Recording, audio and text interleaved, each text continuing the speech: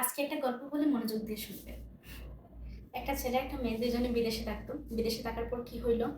বিদেশে থাকার পর তারা দুজন একে অপরকে ভালোবাসে না বলতে মেয়েটা ছেলেকে ভালোবাসে, ছেলেটা মেয়েটাকে কখনোই ভালোবাসতো না। সবসময় ইগনোর করতো। অন্য নারী নিয়ে সবসময় ব্যস্ত থাকতো, অন্য নারীকে সবসময় ভালোবাসতো অ্যান্ড মেয়েটাকে সবসময় ইগনোর করতো। তো মেয়েটা তো ছেলেটাকে ভালোবাসে কোনোভাবে ছাড়তে পারবে না। যেভাবেই হোক মেয়েটা ছেলেটাকে পেরাতে চাইতো। বিভিন্ন ধরনের মানুষের দিয়ে ছেলেটাকে কনভিন্স করাইতো যে মেয়েটাকে একটু মানে কল দেন, মেয়েটাকে একটু কী করেন। তো ছেলেটা একটা সময় কী করলো, মাঝখানে অনেক টাকা পয়সার লেনদেনের কারণে ছেলেটা হয়তো মেয়েটার প্রেমে পড়ে যায়। তো যখন মেয়েটা টাকা দেওয়া বন্ধ করলো, একটা সময় দেখা গেল কি ছেলেটা মেয়েটাকে আর ভালোই বাসে না একদম। ছেলেটা তখন আরও বেশি দূরত্ব বজায় রাখতে শুরু করলো। তো দূরত্ব বজায় রাখা শুরু করলো।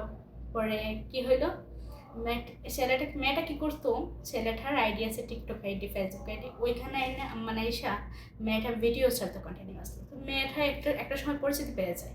একটা সময় মেয়েটার ভিডিও ভাইরাল হতে শুরু করে, ফেসবুক বলেন টিকটক বলেন সব জায়গায়। তো আইডিগুলো যখন বড় হতে লাগলো তখন কি করলো, ছেলেটা মেয়েটার সবগুলো আইডি নিয়ে তাকে ব্লক করে দিল। এতটুকুই ভালোবাসার বিশ্বাস, বুঝছেন?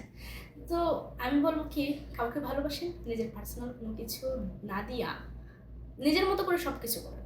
কোনো ছেলে, কোনো মেয়ে, কোনো কাউকে বিশ্বাস করার দরকার নাই। পৃথিবীটা হচ্ছে অবিশ্বাসের জায়গা। এখানে যাকে আপনি বিশ্বাস করবেন সেখানে আপনি বাস খাবেন। সো আপনাদের ইচ্ছা এখন কাকে বিশ্বাস করবেন কাকে না। তবে আমি বলবো বিশ্বাস না করাই ভালো। পৃথিবীর মধ্যে এই যে বলে না যে সবাই তো আর একরকম না। ভাই হাতের ৫ আঙ্গুল যখন পাঁচটা আঙ্গুল যখন এমনি কি করবেন তখন কি হবো, পাঁচটা ৫ রকম।